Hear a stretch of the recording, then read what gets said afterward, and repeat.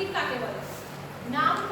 নামপদের যে মূল তাকে বলে প্রাতিপদিক। ঠিক আছে, এবার নামপদ কি বা প্রাতিপদিক কি বাকি? প্রাতিপদিক হলো যে কোনো অর্থবোধক শব্দ, যে কোনো অর্থবোধক শব্দকে আমরা কি বলবো? প্রাতিপদিক বলবো। আর ক্রিয়ার পদের যে মূল তাকে আমরা কি বলবো? ধাতু। তাহলে ক্রিয়াটাকে বলবো কোনো একটা বাক্যে যখন কোনো কিছু পড়া বোঝায়, যেমন আমি বই পড়ি, বই পড়াটা কি? এটা হলো ক্রিয়া। ঠিক আছে, পড়াটা সংস্কৃততে কি বলবো? পঠ ধাতু। তাহলে এর মূল ধাতু কি হলো? পড়ার কি বললাম? পঠ ধাতু। ঠিক আছে, যেমন এবার যদি বলি আমি ভাত খাই বা সীতা গীতা যে কেউ ভাত খায়, এখানে একটা ক্রিয়াপদ রয়েছে, সেটা কি? ভাত খায়। ভাত খায়। ঠিক আছে, আর ধাতু রয়েছে একটা কি? খায়। এর মূল ধাতুটা কি? মানে ক্রিয়াপদের যে ধাতুটা কি? খায়। খাদ। খাদ ধাতু। সংস্কৃততে হ্যাঁ, বাংলায় খাই, সংস্কৃততে সেটা হবে খাদ ধাতু।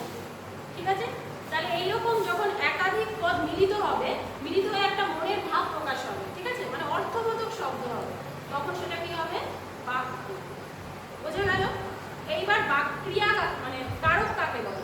এই বাক্যের সাথে ক্রিয়ার একটা সম্পর্ক আছে, বাক্যের সাথে ক্রিয়াপদের একটা সম্পর্ক আছে, সেই সম্পর্কটা যেটা দিয়ে বোঝায় সেটা হলো কারক।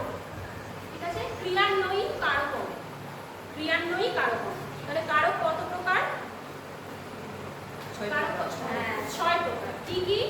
কর্তৃকারক, কর্মকারক, তারপরে করণকারক, তারপরে সম্প্রদানকারক, অপাদানকারক, অধিকরণকারক। আরো দুটো জিনিস রয়েছে, একটা হলো সম্বোধন পদ আর একটা হলো সম্বোধন পদ। এগুলো কিন্তু কারক নয়। ঠিক আছে, এগুলো কারক নয়। কেন কারক নয়? কারণ ক্রিয়ার সাথে এর কোনো যোগাযোগ নেই।